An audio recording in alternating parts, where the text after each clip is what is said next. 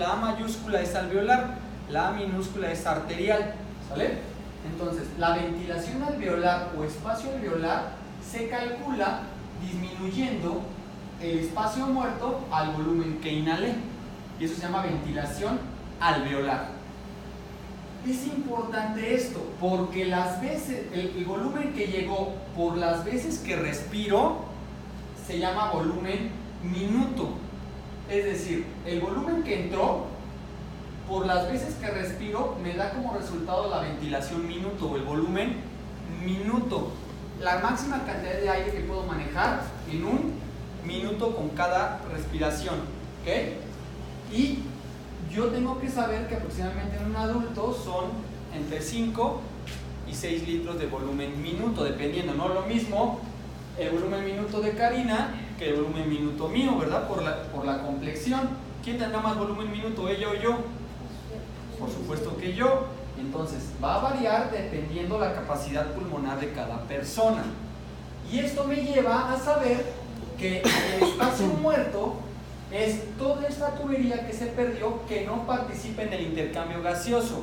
Y si yo lo veo anatómicamente, puedo saber que a partir de mi primer Karina se subdivide 23 veces la vía respiratoria.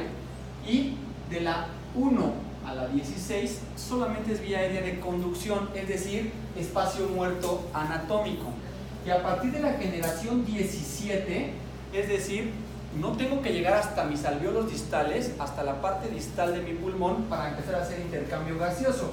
Desde los bronquiolos respiratorios empiezo a hacer intercambio gaseoso. Estamos hablando de la generación 17 más o menos. Y esto me sirve para saber que la ventilación, ¿se acuerdan que era la entrada y salida de aire? Va a variar dependiendo de la altura. ¿Se acuerdan que el artículo que les mostré del doctor Pérez Padilla decía, no es lo mismo que estés en Lima, en Bolivia, que estés en Toluca, que estés en la Ciudad de México? Esto va a variar. Y esta ventilación varía dependiendo de la presión barométrica. ¿Por qué? Porque la relación entre la presión inspiratoria de oxígeno y la presión barométrica es directamente proporcional. ¿A qué me refiero? Si yo me voy en altura, me empiezo a subir en altura. ¿Han escuchado? ¿A alguien le gusta el fútbol? ¿Han escuchado hablar? Ya sé que no les gusta el fútbol. Cuando viene un futbolista a la Ciudad de México, que le dicen, este es el efecto altura, me canso más rápido. Y cuando me voy, estoy de vacaciones, me voy al mar, hasta siento que respiro mejor, ¿no? ¿Por qué? Eso es por el efecto de la altura. ¿Por qué? Porque yo sé que a mayor altura la presión inspiratoria de oxígeno disminuye. Es decir, si estoy aquí, ¿cuánto es mi FiO2? 21%. Si me voy al mar, ¿cuánto es mi FiO2, mi fracción inspirada de oxígeno? ¿Inspirado? El FiO2. 21%, ¿no? ¿Estamos de acuerdo o no? Si me voy al Everest, ¿cuánto será mi FiO2? 21%. Si me voy en un avión, 21%. Lo que cambia es mi presión barométrica. Y recordamos que es la presión barométrica, es la presión ejercida por la atmósfera a un cuerpo. Es decir, la presión que ejerce la atmósfera a un cuerpo. Es decir, a mí me está ejerciendo mi presión barométrica. ¿Sale? Quedamos que a nivel del mar la presión barométrica son 760 milímetros de mercurio, que es lo mismo que una atmósfera. ¿Sale? Pero si me voy a 2240 metros, más o menos como por aquí, mi presión barométrica ya no son 760. Al subir en metros, mi presión barométrica disminuye.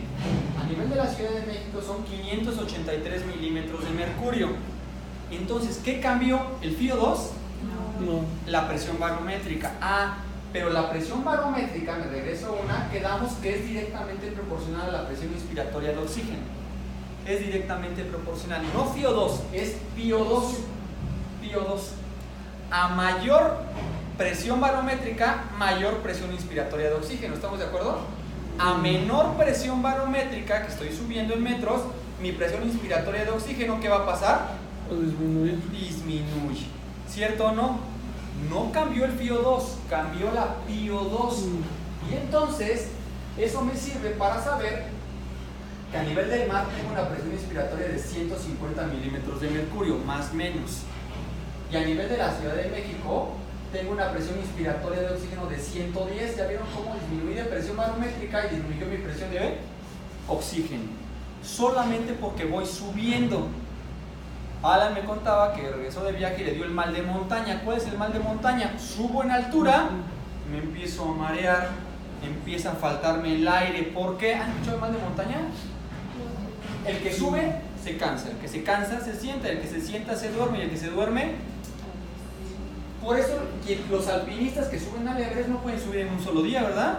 Hacen escalas y ellos suben sin oxígeno, pero nosotros podríamos subir sin oxígeno, por consiguiente no. Ahora, ¿qué pasa a estas alturas? ¿Puedo ir en un avión así normal? No, Las cabinas son presurizadas. Es como lo que sucede con los buzos, ¿no? exactamente. Qué bueno que puse ese ejemplo. Lo mismo pasa de aquí, el nivel del mar es mi límite. ¿Han visto sus relojes que dice aguanta 5 metros o X atmósferas? Cada metro que usted se sumerja va aumentando en atmósferas. El mismo efecto hay del nivel del mar hacia arriba, del nivel del mar hacia abajo. Mientras yo, ¿han visto que los relojes se dice 5 atmósferas? Se meten a más de esos metros y le entra agua al reloj, porque la presión que está hermética se vence y entonces le entra. ¿Qué le pasaría a sus pulmones? Usted se sumerge, hay gente que está muy preparada y se mete sin oxígeno. Nos podríamos meter nosotros sin oxígeno a esas profundidades. ¿Y qué pasa si subo rápidamente? Burbujea la sangre. Y esas burbujas hacen bulas, lo que hace es un neumotórax por emersión. ¿Okay? Entonces es lo mismo, que suba o que baje, es exactamente lo mismo. El concepto que tenemos que llevarnos de aquí es que la presión barométrica afecta la presión de oxígeno en la sangre. A mayor presión barométrica, mi presión de oxígeno en la sangre será menor. ¿Por qué? Porque la presión inspiratoria de oxígeno está disminuyendo, no el FiO2, la presión inspiratoria de oxígeno. Entonces eso traería más consumo de energía a tratar de jalar más. Claro, por supuesto, y es lo que vamos a ver ahorita. ¿Se acuerdan que quedamos que la presión alveolar era la presión que, o el volumen alveolar o la ventilación alveolar, es la cantidad de aire efectiva que llegaba al alveolo? Ya después de que se restó lo del espacio muerto, eso me genera una presión, y es lo que usted comenta. Yo tengo que mantener una presión alveolar de oxígeno adecuada para que mis alveolos no se colapsen, porque a menor presión no tengo oxígeno. ¿Qué es lo que le pasa a mi alveolo? Mi presión se colapsa, y mi alveolo no se colapsa por dos razones: porque tengo una buena presión de oxígeno y porque tengo un factor que se llama líquido surfactante. Si no tuviera una o no tuviera la otra, mis alveolos siempre tienden al colapso. Entonces, al momento de que no tengo una buena presión de oxígeno o una presión alveolar, ¿qué es lo que le va a pasar? Necesito incrementarlo de alguna forma. ¿Cómo? Pues primero incrementando la frecuencia respiratoria y el trabajo ventilatorio para poderlo compensar. Y por eso la ecuación del gas alveolar ideal es la relación entre el CO2 y el oxígeno. ¿A qué me refiero? Si tengo oxígeno aquí en mi alveolo, y empieza a disminuir la presión de oxígeno, ¿quién tiende a aumentar? La del CO2. Y viceversa, si aumenta la presión de oxígeno, ¿quién tiende a salir? El CO2. Entonces, por eso esa relación del cociente respiratorio con el gas alveolar ideal es: a mayor presión de oxígeno, menor presión de CO2. A menor presión de CO2, de oxígeno, mayor presión de CO2. ¿Sí? Sí. En teoría, para encontrar esa FiO2 sería tomar una gasometría del aire del alveolo, en teoría, antes. Porque, por ejemplo, en lo que usted dice... No, hay fórmulas para tú poder calcular la presión inspiratoria de oxígeno. Hay fórmulas. Bueno, pues así como muy burdo, para poder encontrar esa FiO2 sería como tomar una gasometría del gas que esté en el alveolo, pero eso no se puede, ¿no? Sí, no, pero hay fórmulas para hacerlo. ¿Okay? Y entonces el cociente respiratorio es: yo lo que inhalé no sale, porque así como entró y se perdió, no todo sale. Entonces, mi volumen, si la pregunta sería, ¿el volumen corriente inspiratorio es el mismo que el expiratorio? No, nunca. ¿Por qué? Lo que ingresé no lo saco porque se pierde y se empieza a disociar, y a eso le llamamos cociente respiratorio. Es decir, mi cociente respiratorio es la relación entre el CO2 y el oxígeno que ahí estábamos mencionando, y normalmente es de 0.8 más menos. ¿Cómo lo saqué? En dividir lo que tengo de CO2 entre lo que consumí de oxígeno, y me da mi cociente respiratorio. Recordando, si incrementa la presión de CO2, ¿cuál va a disminuir? La del oxígeno. Exacto. Y viceversa, es una relación completamente inversa. No pueden tener los dos altos porque reventaría mis alvéolos. ¿Vale? Y entonces, esta es la ecuación para calcular las presiones alveolares en lugar de tomar una muestrecita. Esta es la fórmula. No la vamos a hacer. Lo que quiero rescatar de aquí es que para que mis alvéolos no se colapsen requiere una presión de oxígeno aproximadamente de 60 a 100 milímetros de mercurio, que es la presión que nos tomamos en una gasometría, ¿no? Que es la presión arterial de oxígeno. Me queda claro que aquí en la Ciudad de México no es de 100, es de 80, de 60 a 80, pero para que mi aire se mantenga en mi alvéolo requiero mantener esa presión. Y sí, también presentó un artículo donde venían las presiones de acuerdo a los lugares. Exacto. ¿También viene la presión de oxígeno? Sí. No solo el CO2. No, viene la presión de oxígeno, y en la cual somos normalmente viene la presión arterial de CO2, que es de 35 más menos 2. Ya no nos vamos al librito de Shapiro, que era hasta 45, ¿no? Y la presión alveolar es de 68, quedamos que tiene que tener de 60 a 100. Y la presión de oxígeno es de 62. La presión de oxígeno. ¿Ok? Muy bien. Ahora, cuando yo tengo disminución de la presión alveolar, ¿cómo le llamo a ese problema? Mi alveolo se está quedando sin oxígeno. ¿Cómo le llamo a ese problema? Hipoventilación alveolar. Es decir, si mi ventilación alveolar está disminuyendo, le llamo que estoy hipoventilando. ¿Ya han escuchado que alguien ausculta a una persona y le dice campo hipoventilado? Campo hipoventilado es un término mal empleado. Hipoventilación es un término gasométrico que me refiere a incremento de la presión de CO2. Entonces, la hipoventilación alveolar no es otra cosa que la disminución del volumen alveolar que hace que incremente la presión de CO2. ¿Por qué? Porque normalmente yo divido a este esquema en lado derecho y lado izquierdo. ¿Están de acuerdo que de este lado tengo sangre desoxigenada y de este lado tengo sangre oxigenada? Cuando yo espero que llegue aquí pobre en oxígeno, lo mando a los pulmones, se oxigena, hace un intercambio gaseoso y regresa a mi lado arterial rico en oxígeno. Cuando ya hizo ese intercambio gaseoso y sigue en el lado arterial con disminución de la presión de oxígeno, eso se llaman cortocircuitos o shunts. Y puede ser intracardíaco o puede ser intrapulmonar. ¿A qué se refiere? Intrapulmonar, tengo buena circulación, pero mala ventilación, no estoy aportando el oxígeno suficiente. O puede ser intracardíaco, tengo buena ventilación, pero no tengo buena circulación. Ejemplo, un paciente con tromboembolia pulmonar, se tapa la arteria, llega aire al alveolo, en el alveolo no tengo nada, pero ¿dónde tengo el trombo que me está tapando aquí? En la arteria. Por consiguiente, no le mando un buen flujo sanguíneo y hago un cortocircuito, no pulmonar, pero por la arteria que la está tapando. Otro paciente, el cual hace una comunicación intraauricular, llega sangre a las aurículas, pero en lugar de pasar al ventrículo para que se mande a la arteria pulmonar, me mezcló sangre. Pues, por ejemplo, el foramen oval. Perfecto. Comunicación interauricular, comunicación interventricular, foramen oval, presencia del conducto arterioso, todos esos me hacen un cortocircuito. Lo que queremos rescatar es que la relación ventilación-perfusión normalmente en el lado derecho tendrá que tener una relación de 0. ¿A qué se refiere? tengo un cortocircuito todo el tiempo porque tengo sangre pobre en oxígeno. Si yo ya lo mezclé, si tomo una muestra aquí, mi cociente respiratorio ya quedamos que es de 0.8. Ya vimos de dónde salió el cociente respiratorio. Pero si yo lo tomo del lado arterial, yo espero que mi cociente respiratorio sea mayor, es decir, que sea de 1. ¿Por qué? Porque espero que ya ese intercambio tenga una buena ventilación y una buena perfusión.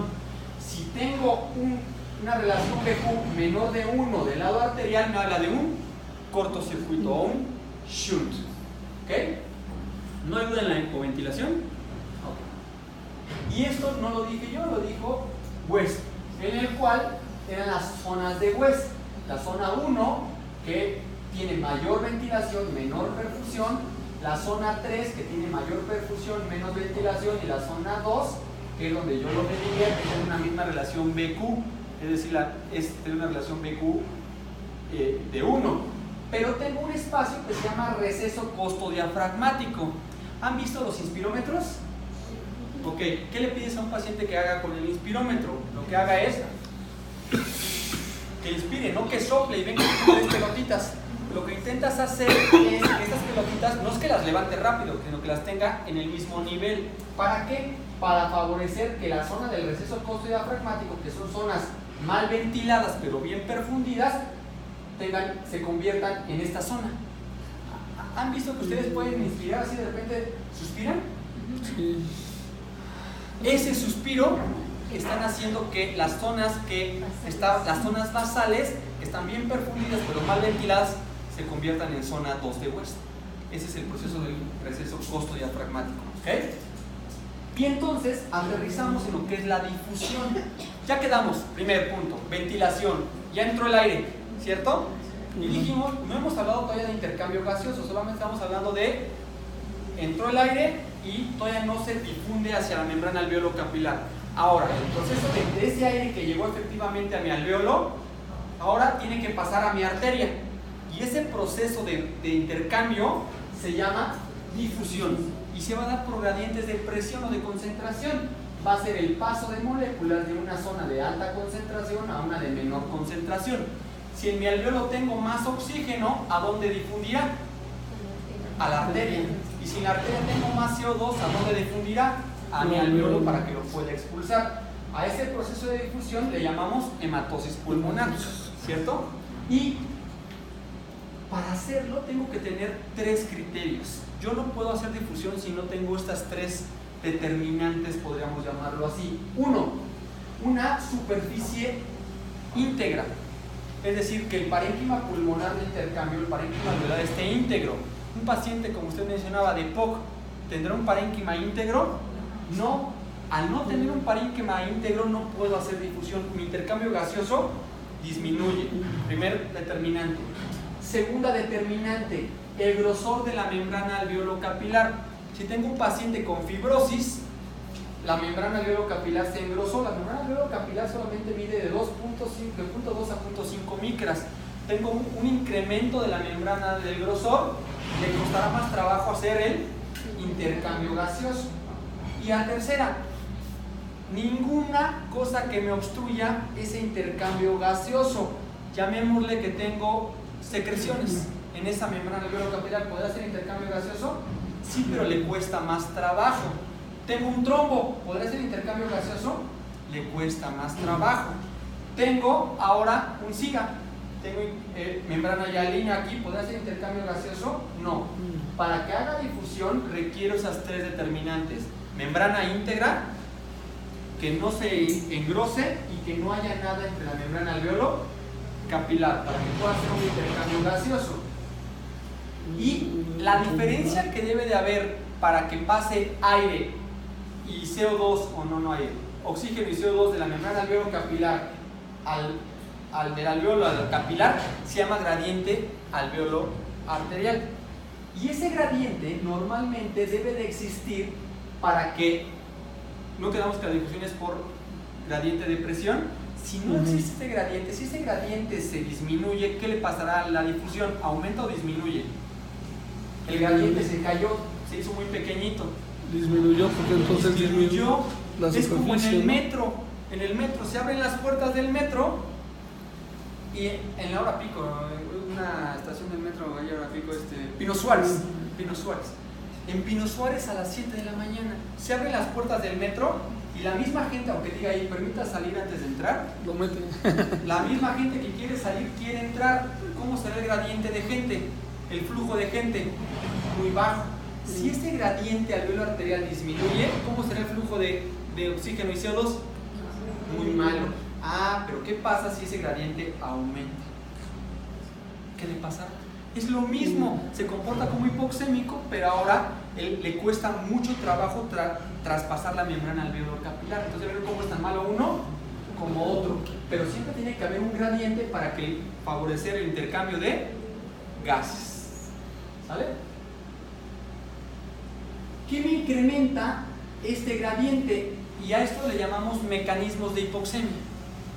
Es decir, ¿cuáles son los mecanismos por los cuales disminuye este gradiente? Se llaman mecanismos de hipoxemia. Cuando tengas un paciente hipoxémico, no quiere decir que primero luego luego este, no, pueden ser todos juntos en un mismo paciente, no van como en secuencia, pero solo que me puede desencadenar aumento del gradiente alveolo arterial. No quiero que veamos patologías, puede ser cualquier patología, quiero que veamos los mecanismos de hipoxemia. Uno, aumento de los cortocircuitos pulmonares, es decir, que sangre arterial esté pobre en oxígeno. ¿Por qué? Por lo que tú quieras, la causa que tú quieras, pero ya intercambiaste gases y del lado arterial estás pobre en. Ese es su primer mecanismo de hipoxemia. Segundo mecanismo de hipoxemia, las alteraciones en la relación BQ. Cuando tengo zonas mal ventiladas, como la zona 3 de West, y la tengo ahora al revés, se cambió mi mecanismo de ventilación-perfusión. ¿Qué pasa eso con un paciente de tuberculosis, por ejemplo? Neumonía. ¿Qué? Neumonía. Claro, un paciente con neumonía es una alteración de la BQ. Pero ¿cómo no quiero que veamos patologías? Que veamos el mecanismo que me puede llevar a que ese gradiente se aumente. Alteraciones en la difusión, ya quedamos, un paciente con fibrosis, un paciente con EPOC, un paciente con secreciones, edema agudo pulmonar, agua, algo que me impida que esa difusión se lleve a cabo. Disminución de la presión inspiratoria del oxígeno, que yo vaya subiendo en altura. Hipoventilación alveolar. Ahora imagínense que, no muchos hombres, pero Alan no me cae bien, ¿no? Se ha portado mal, entonces le voy a dar un batazo en el tórax a Alan. ¿Le damos un batazo? Le reviento 4 costillas. La hipoventilación alveolar no solamente se da por cuestión pulmonar o cardíaca, se puede dar por cuestión muscular. A lo que voy es, le reviento costillas. ¿Cómo creen que ventilará Alan de este lado? ¿Le duele? ¿Creen que haga esto? No, ¿por qué? Porque le duele. ¿Qué hará normalmente para protegerse? Disminuye ese movimiento ventilatorio. El hecho de que el músculo no se expanda adecuadamente genera que le entre menos aire. Y entonces, al entrarle menos aire, ¿qué se empieza a elevar? El CO2. Y es un mecanismo de hipoventilación alveolar. Aquellos pacientes con Guillain-Barré con problemas de la placa neuromuscular hacen hipoventilación alveolar, pero por problemas de la placa neuromotora. Entonces, la hipoventilación alveolar no solamente es directamente en el alveolo, es en algo que me genere que me entre menos aire a nivel alveolar. ¿Y qué se incrementa? El CO2. Y aquellos pacientes que están chocados, un paciente que está chocado no se comporta como todos estos, pues no tiene gasto cardíaco. Ahora, ¿qué le mando? O sea, no solamente el problema es pulmonar, sino también puede ser de perfusión. Aquel paciente en el cual está chocado y empieza a mandarme menos sangre y por consiguiente si no hay sangre, nosotros trabajamos con dos cosas, ¿no? ¿Cierto o no? ¿Con qué trabajamos nosotros? Sangre y oxígeno. Glucosa y oxígeno. Al no tener ni glucosa y no tener ni oxígeno, por consiguiente mi metabolismo celular empieza a disminuir, ¿vale? Una pregunta. Sí. ¿Esa de arriba, la presión, la A mayúscula de qué es? La anterior. Alveolar. Y la otra es arterial. Arterial. Sí. Siempre que manejemos ventilación, cuando vemos A es alveolar y A minúscula es arterial. Ahora, el mecanismo de, ¿se acuerdan que dijimos que al momento que le entre menos oxígeno y menos aire se llama hipoventilación? Pero puede pasar el efecto contrario, en el cual yo incremento la frecuencia respiratoria y ahora lo que empiezo a barrer es CO2. Al disminuir el CO2, que se llama hiperventilación, automáticamente se me empieza a elevar la presión de oxígeno. Y también tengo que tener cuidado, porque la presión de oxígeno en la hiperventilación lo que me va a generar es toxicidad por oxígeno y también me genera daño. Entonces, no solamente la hipoventilación es dañina, sino también la hiperventilación. ¿Por qué? Porque tengo que saber que una hipoventilación con CO2 arriba de 75 es un paciente que está grave, muy grave. Y entonces, lo que vamos a ver ahorita es, ya vimos todo lo ventilatorio. ¿Cómo se evalúa la valoración de oxigenación y ventilación? ¿Tienen hasta ahorita alguna duda? Es decir, ¿se acuerdan que la gasometría me valía tres cosas? Oxigenación, ventilación y equilibrio ácido-base. Ya vimos que la oxigenación es la presión de oxígeno. Vimos que la ventilación es un poco más compleja. No solamente es el CO2, sino es el trabajo ventilatorio, el trabajo mecánico ventilatorio. Y vamos a ver la otra parte, que es el equilibrio ácido-base. ¿Por qué? Porque yo tengo que saber que cuando hablo de un ácido es aquella sustancia capaz de donar y una base es aquella sustancia capaz de captar. ¿Sí? Entonces, ¿se acuerdan de sus clases de química que teníamos unas órbitas? Las órbitas de... ¿ok? Entonces, un ácido es aquella sustancia que va a donar electrones, pero nosotros no manejamos con electrones, lo manejamos con iones. En química y en física, el electrón, ¿qué signo tenía? ¿El electrón? Negativo. Negativo, ¿cierto? Negativo. ¿Cómo se llamaba la molécula con carga positiva? Protón, ¿cierto? Y la que no tenía ahí la carga como de... Neutrón. Neutrón, perfecto. Ah, pero nosotros no manejamos neutrones, solamente yin y neutrón, ¿no? Pero nosotros somos iones con carga. Si tenemos una carga negativa, le llamaremos anión. Y si tenemos una carga positiva, le llamaremos catión, ¿cierto? Ah, entonces el ácido y la base van a ser aquellas sustancias capaz de donar o captar electrones o iones con carga. Y el ácido que le dona a la base va a cambiar su configuración espacial. Es decir, ¿se acuerdan de las órbitas que mencionábamos? Si yo tenía aquí unas órbitas, ¿cuántas moléculas le cabían a esta órbita? Una. Y a esta, dos. Si un ácido le dona a esta órbita, lo que va a hacer es cambiar su configuración espacial y ahora le cabe otra órbita, ¿sale? Entonces, un ácido es quien dona, una base es quien capta.